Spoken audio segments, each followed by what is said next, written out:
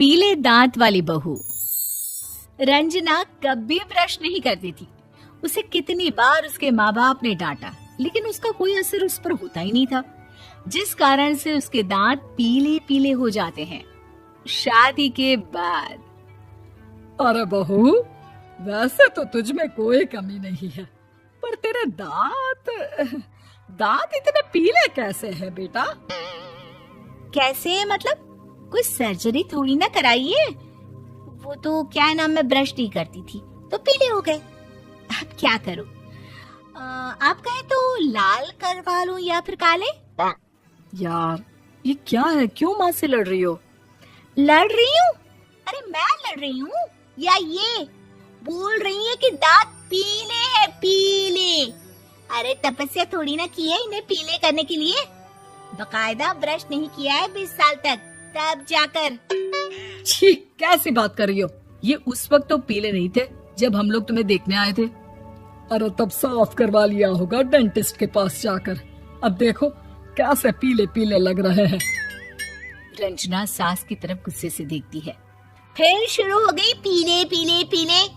अरे पीले तो तब भी थे जब मेरे हाथ का रसगुल्ला उड़ा उड़ा कर खा रही थी और बोल रही थी, लड़की नहीं गुणों का खजाना दे रहे भाई साहब आप।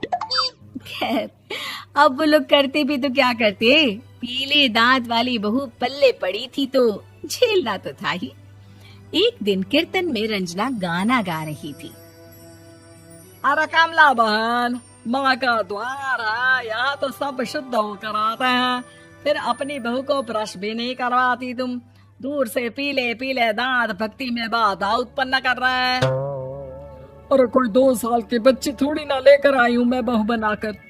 अच्छी खासी लड़की है, अरे कैसे करवाऊं ब्रश? ये तो उसे खुद करना चाहिए ना। अब माँ बाप तो इसके जैसे तैसे निपटा दिए, ये नहीं सोचा कि सास कैसे संभालेगी। सास बहू को लेकर घर आ जाती है, लेकिन सोच लेती है कि अब इसे लेकर कहीं नहीं जाएगी। अगले रोज बहू कहती है, अरे क्या हो गया, मंदिर नहीं जाना क्या? कीर्तन का वक्त हो रहा है।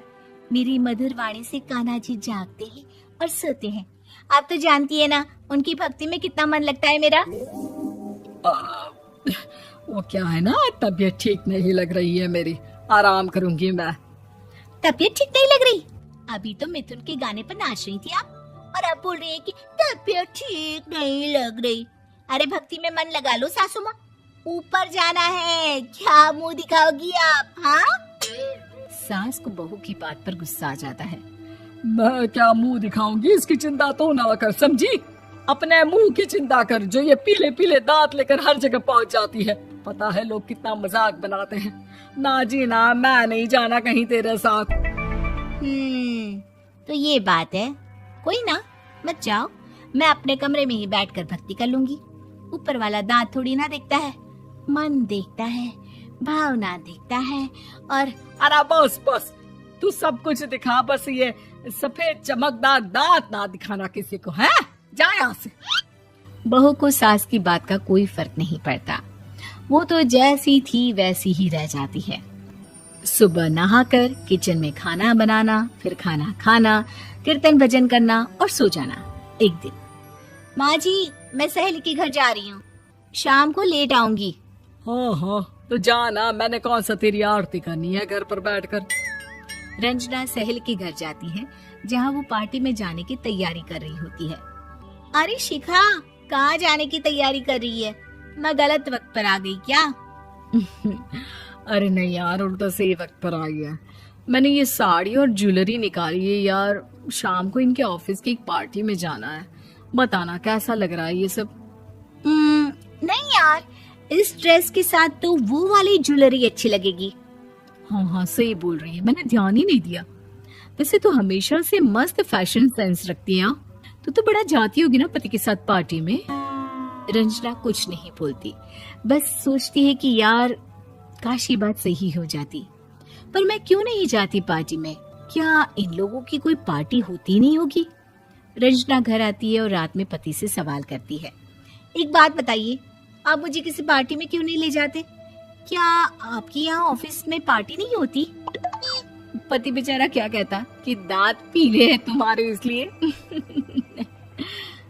अरे कोई पार्टी होती नहीं हम लोगों के ऑफिस में, तो कहाँ से लेकर जाऊं? और मार्केट, मॉल, कहीं वीकेंड घूमना, कहीं तो। अरे यार सारे हफ्ते में एक छुट्टी मिलती है, तो सोचता हूँ कि आराम ही कर लूं। क्यों? रंजना मन मार के रह जाती है। पहले कभी सास के साथ मंदिर जाया करती थी, लेकिन वो भी सास ने ले जाना बंद कर दिया। घर बैठी बैठी रंजना बोर हो जाती है। तभी उसे आइडिया आता है और वो मायके जाने का सोचती है। सासू माँ, 2 दिनों के लिए मम्मी के घर जा रही हूँ। अच्छा ठीक है, आराम से जा। और हाँ, माँ से कुछ अच्छी आदत सीख कर आना कि कैसे शरीर के हर भाग की तरह दांतों की सफाई भी जरूरी होती है, समझी? शुरू हो गई ना आप। वो लोग आपकी तरह नहीं है कि छोटी छोटी बात का बतंगड़ बना दे।